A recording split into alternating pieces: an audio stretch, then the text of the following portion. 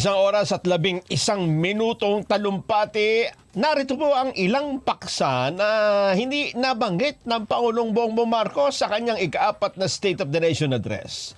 Una, issue sa West Philippine Sea, online gambling, update sa total ban sa mga pogo at ang usapin sa impeachment trial ni Vice President Sara Duterte.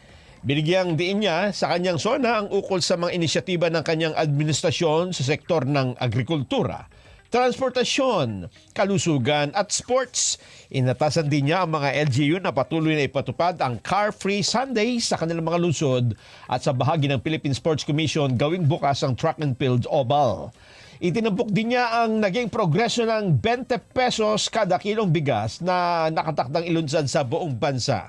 Kasabay nito ang babala sa mga mapagsamantalang trader na wag baratin ang mga magsasaka sa presyo ng palay na kanilang bibilhin.